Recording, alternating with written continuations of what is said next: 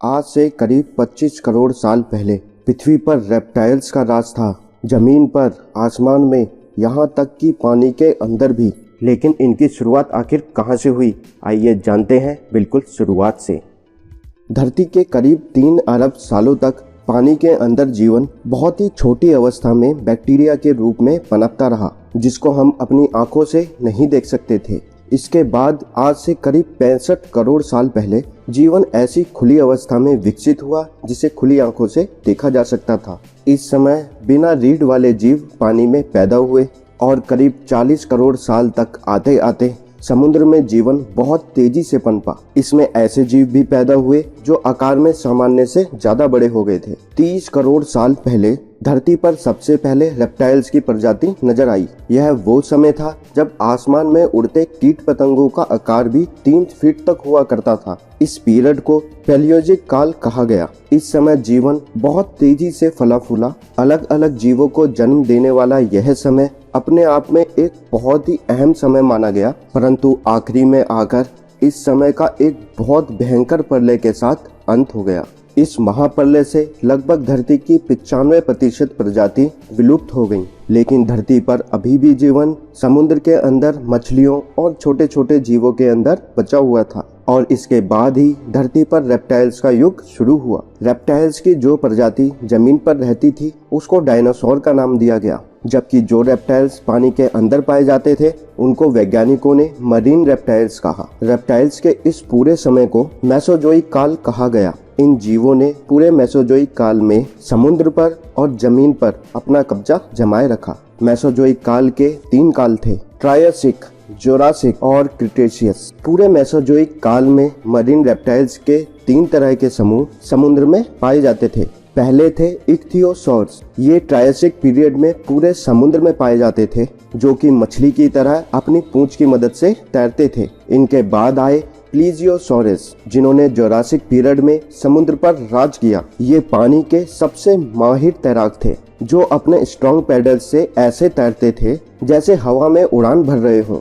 और सबसे आखिर में थे मोसासॉरस, जो क्रिटेशियस पीरियड के अंदर सबसे माहिर शिकारी थे। शुरुआती ट्रायसिक पीरियड में इक्थियोसॉर्स समुद्र के राजा थे और उस समय दुनिया के सारे महाद्वीप एक साथ जुड़े हुए थे और इस विशाल महाद्वीप को पैंजिया कहा जाता था। इस समय समुद्र आज के मुकाबले काफी गर्म था और जमीन पर भी तापमान काफी ज्यादा था, लेकिन वहीं समुद्र में जीवन फल फूल भी रहा था। उस समय यहाँ पर कई तरह के समुद्री रेप्टाइल्स पाए जाते थे।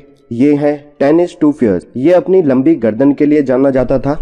इसकी गर्दन इसके शरीर से भी ज्यादा लंबी, लगभग 12 फीट की हुआ करती थी। ट्रायसिक पीरियड की शुरुआत में समुद्र इक्थोथियस की प्रजातियों से भरा हुआ था। इसमें सबसे तेज थी मिक्सोसॉरस, जो आज की डॉल्फिन की तरह लगती थी, लेकिन यह डॉल्फिन की कोई प्रजाति नहीं बल्कि रेप्टाइल्स की एक प्रजाति थी। इसी परिवार की ऑप्थल्मोसॉरस, जो अपनी बड़ी बड़ी आंखों के लिए जानी जाती थी, डोनट के आकार वाली हड्डियों से सुरक्षित थी, जो कि पानी के अधिक दबाव को सहन करने के लिए बनी थी। अपनी इन्हीं आंखों की वजह से ऑप्थल्मोसॉरस समुद्र की ज्यादा गहराई में भी अपने शिकार को बड़ी आसानी से ढूंढ लेती थी। इसके अलावा इक्थोसॉर्स की कुछ प्रजातियां आकार में 75 फीट लंबी और 50 टन वजनी होती थी। इसे सोनीसॉरस कहा जाता था। ये ट्रायसिक पीरियड की सबसे लंबी रेप्टाइल्स थी, जो हमेशा समूह में रहती थी। इन खतरों से भरे समुद्र में इन रेप्टाइल्स के अलावा भी कई अन्य खतरनाक जीव भी थे, जैसे ट्यूसोट्यूडिस, जो आज के स्क्विड की तरह लगता था और ये लगभग 40 फीट तक लंबा हुआ करता था। वहीं 20 फीट लंबी जिफेक्टिनस नाम की मछली भी हुआ करती थी, जो हमेशा अपने समूह में रहकर शिकार करती थी। जोरासिक पीरियड में आकर समुद्र के एक नए समूह ने इक्थियोसॉर्स की जगह ले ली, जो प्लीजियोसॉर्स कहलाए। ट्रायसिक पीरियड के आखिर में और जोरासिक पीरियड के अंत तक आते आते पैंजिया द्वीप अलग अलग द्वीपों में विभाजित होना शुरू हो गया, जिसके कारण जलवायु में नमी अधिक बढ़ने लगी और अब समुद्र के अलावा धरती पर भी जीवन तेजी से फलने फूलने लगा। यह समय पहले वाले समय से ज्यादा हरा भरा और जीवन के लिए काफी सुनहरा समय साबित हुआ, जिसमें मेगलोसॉरस जैसे मांसाहारी और स्टेगोसॉरस जैसे शाकाहारी भी अस्तित्व में आए। वहीं ब्रैकियोसॉरस जैसे रेप्टाइल्स की लंबाई 100 फीट तक बढ़ गई। यह समय नई नई प्रजातियों के रेप्टाइल्स के फलने फूलने का समय था और यह इनके लिए बहुत ही सुनहरा वक्त रहा। वहीं प्लेगियोसॉरस भी समुद्र में एक तरफा राज रहा उनका। ये है स्टिक्सोसॉरस जो प्लीजियोसॉरस के समूह के वंशक हैं। इनकी गर्दन 17 फीट तक लंबी थी और ये 36 फीट का होता था। अपने इतने बड़े आकार के कारण यह बहुत ही धीमा तैराक था। अपनी लंबी गर्दन से ये मछली पकड़ने में बेहद माहिर था। वहीं लाइपर्डोन जो सबसे खतरनाक रेप्टाइल्स में से एक था, इसकी लंबाई 50 फीट थी। ये उस समय का अकेला ऐसा जीव था जिसको किसी और का शिकार होने का कोई डर नहीं था। इसी समय प्लीजियोसॉरस की एक अन्य प्रजाति भी थी जो एलेज्मोसॉरस कहलाती थी। ये अपना भोजन पचाने के लिए समुद्री पत्थरों को निगला करते थे ताकि उनकी पाचन क्रिया ठीक से हो सके।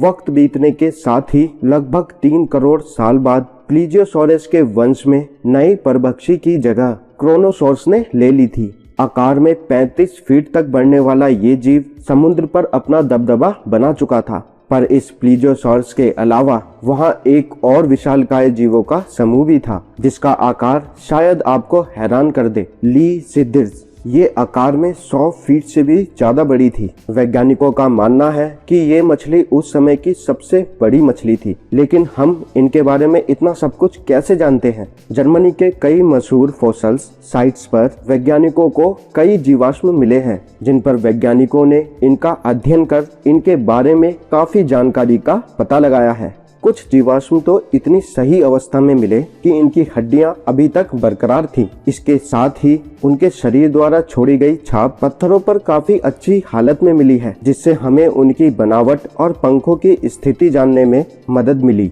क्रिटेशियस पीरियड के अंत तक महाद्वीप एक दूसरे से काफी दूर हो चुके थे, लेकिन यूरोप का एक बहुत बड़ा भाग अभी भी पानी के अंदर डूबा हुआ था। लेकिन अब प्लीजियोसॉरस समुद्र के राजा नहीं थे, बल्कि इस समय 2 सबसे बड़े जीव समुद्र पर राज कर रहे थे। पहले नंबर पर था 55 फीट लंबा सबसे अधिक ताकतवर मोसासॉरस क्रोकमेथोडोन और दूसरे नंबर पर थी 34 फीट लंबी मेगालोडोन शार्क। मेसोजोइक काल के अंत में मेसासॉरस समुद्र के आखिरी सबसे ताकतवर जीव रहे। मोसासॉरस समुद्र में खाद्य श्रृंखला की लिस्ट में लास्ट क्रीटेशियस पीरियड का सबसे खतरनाक मांसभक्षी था। 28 टन का यह जीव 60 फीट तक बढ़ सकता था। अपनी बड़ी बड़ी आंखों से दूर से ही शिकार को देख लेने की काबिलियत और मजबूत जबड़ों ने इसको समुद्र के मांसभक्षी रेप्टाइल्स में इसको सबसे खतरनाक और ताकतवर जीव बना दिया था।